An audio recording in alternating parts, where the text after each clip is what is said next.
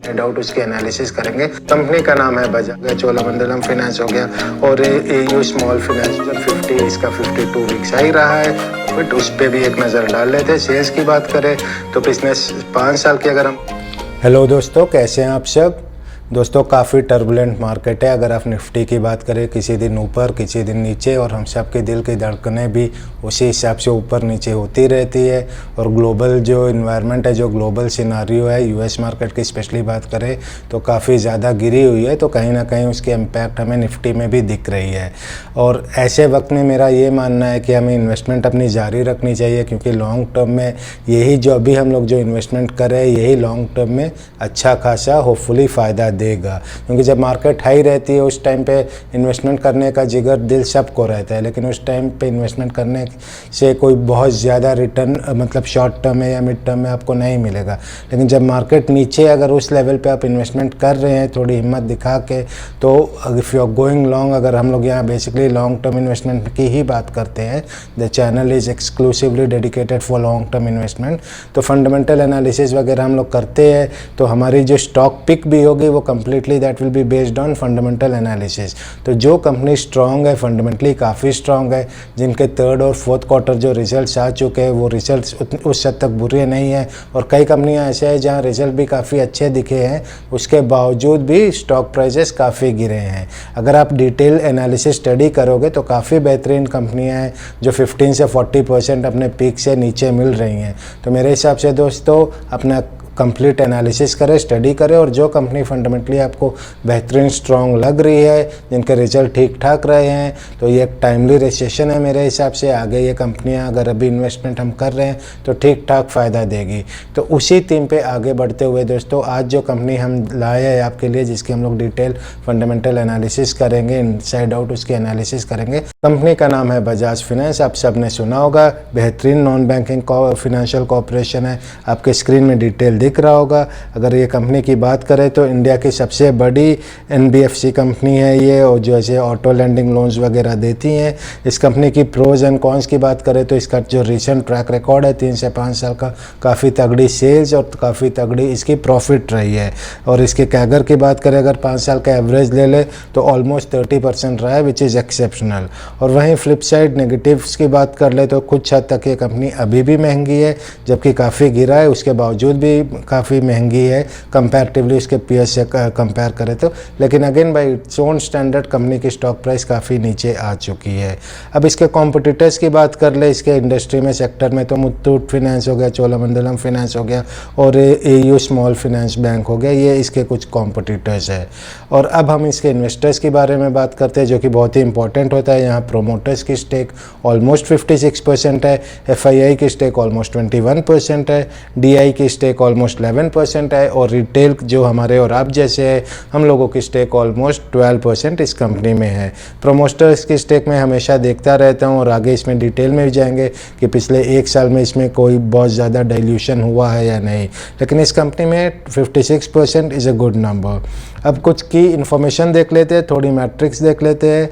इस कंपनी को जो मार्केट कैपिटल है 364,965 है, 3,64,000 इसकी मार्केट कैपिटल है। और वहीं इसके करंट प्राइस देख ले, ट्रेडिंग ऑलमोस्ट अराउंड 6,000 जो इसका करंट प्राइस है। और 52 वीक्स हाई एंड लो की बात कर ले तो 8,050 इसका 52 वीक्स हाई रहा है, और 5,488 इसका 52 वीक लो रहा है। अब उस हिसाब से देखें तो कंपनी अभी आपको 25% डिस्काउंट में मिल रही है। जनरली इस लेवल की कंपनी, इस साइज़ की कंपनी 25% डिस्काउंट ईजिली नहीं आती है, लेकिन क्योंकि जो सिनारियो चल रहा है उसके वजह से 25% इसे आजकल डिस्काउंट पे मिल रहा है। पी की बात कर ले, अभी आजकल 51.9 इसकी पी है, वही इंडस्ट्री की पी 26% है। आगे देखेंगे कि इस कंपनी की पी इतनी ज़्यादा क्यों है, क्या वजह है। एक्चुअली अगर आप इस कंपनी की हिस्टोरिकल रिकॉर्ड देखेंगे तो पी काफ़ी हाई रही है, लेकिन क्योंकि अभी 25% गिरी है तो P right now is around 51। तो ये इसकी पीई है। अब दोस्तों हम इसकी क्वार्टरली रिजल्ट्स देखते हैं। पहले जो immediate fourth and third quarter की परफॉर्मेंस देखेंगे, उसके बाद हम लोग इसकी हिस्टोरिकल 1 साल, 3 साल, 5 साल उस हिसाब से इसकी historical sales and profit performance देखेंगे। कोई भी कंपनी पिक करने से पहले बहुत ही ज़रूरी होता है, it's imperative to have a look at detail look at the sales and profit record of immediate quarters along with जो पिछले 4-5 साल के जो रिकॉर्ड है उसको भी देखते हैं। तो दोस्तों अब आपके स्क्रीन में जो इसके सेल्स फिगर्स आए हैं पिछले 2 क्वार्टर की, which is fourth and third quarter. अगर फोर्थ क्वार्टर की सेल्स की बात करें, अगर if you are comparing the sales of fourth quarter with same period last year 2021 और 2020 की कंपैरिजन करें तो 26% की सेल्स पे ग्रोथ दिखी है आपको। वहीं थर्ड क्वार्टर की अगर आप बात करें तो 28% आपको ग्रोथ दिखी है। वहीं दोस्तों अगर आप प्रॉफिट की बात करें third and fourth quarter again, तो प्रॉफिट में काफ़ी अच्छी खासी ग्रोथ दिखी है। फोर्थ क्वार्टर में ऑलमोस्ट 80% ग्रोथ दिखी है versus same period last year. और थर्ड क्वार्टर की भी बात करें तो वहाँ और भी ज़्यादा 85% ग्रोथ आपको दिखी है। तो इन नटशेल जो रीजन क्वार्टर्स वहाँ सेल्स, टॉप लाइन और बॉटम लाइन की बेहतरीन परफॉर्मेंस रही है। इमीडिएट क्वार्टर रिजल्ट्स के बाद अब हम लोग देखते हैं डिटेल्स रिजल्ट देखते हैं जो पिछले 5 साल का जो रिजल्ट है सेल्स और प्रॉफिट, उस पर भी एक नज़र डाल लेते हैं। सेल्स की बात करें तो पिछले 5 साल की अगर हम बात करें तो कंपाउंडिंग ग्रोथ रहा है 26% की। पिछले 3 साल की बात करें तो वो 20% की रही और पिछले साल की बात करें तो 19% की। तो कंसिस्टेंट बेसिस पे आपको सेल्स में ग्रोथ दिख रहा है। वहीं प्रॉफिट की बात करें दोस्तों, अगर पिछले 5 साल में प्रॉफिट CAGR की बात कर रहे 31% रही है, पिछले 3 साल में 21% रही है और पिछले साल में ऑलमोस्ट 59% की ग्रोथ प्रॉफिट में आपको दिखी है। तो अगेन इमीडिएट क्वार्टर्स की बात करें तो उसमें भी काफ़ी अच्छी ग्रोथ दिखी है और पिछले 5 साल की भी आप सेल्स एंड प्रॉफिट की बात करें, टॉप लाइन और बॉटम लाइन की बात करें तो वहाँ भी दोनों फ्रंट पे आपको कंसिस्टेंट अच्छी परफॉर्मेंस दिखी है, विच इज़ वेरी इंपॉर्टेंट। सबसे पहला पैरामीटर यही होता है कि आप कंपनी के सेल्स और प्रॉफिट देख ले अलॉन्ग विद उसकी डेट इक्विटी रेशियो वगैरह वगैरह। अब दोस्तों इसकी शेयर होल्डिंग पैटर्न भी देख लेते हैं। जैसे मैंने कहा बहुत ही इंपॉर्टेंट रहता है। तो प्रोमोटर्स की अगर स्टेक देखें पिछले 1 साल में हल्का सा उसमें कमी देखने को मिली है। 56% था मार्च 2021 में, अभी वो 55% पे है, विच इज़ रीजनेबली ओके। बहुत हल्का सा डाइल्यूट किया है स्टेक्स पे। FII की 24 से 21, obvious reason we all know that FII पूरी तरह से एग्जिट किए हैं। डोमेस्टिक इंस्टीट्यूशनल इन्वेस्टर्स की बात कर ले तो 9% था पहले, अब वो बढ़ के 11% हो गया है।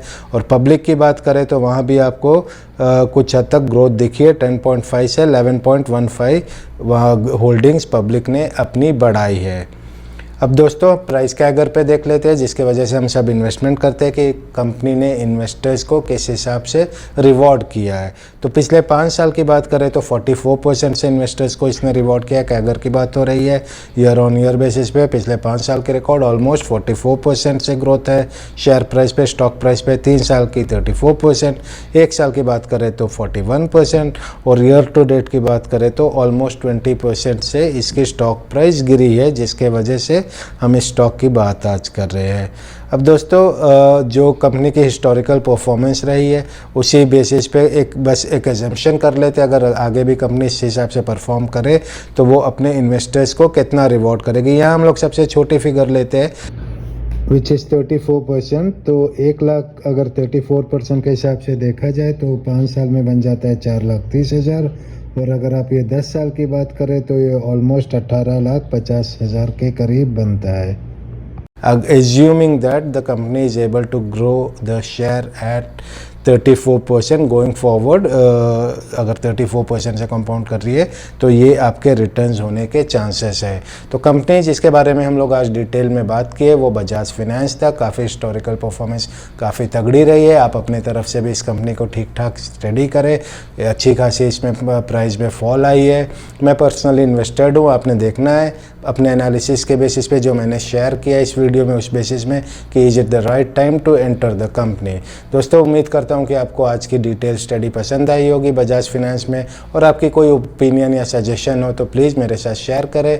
वीडियो पसंद आया हो तो प्लीज़ लाइक एंड सब्सक्राइब करें। फिर मिलेंगे आगे किसी और वीडियो में किसी और तगड़ी कंपनी की फंडामेंटल एनालिसिस के साथ। दोस्तों thank you for watching and bye for now.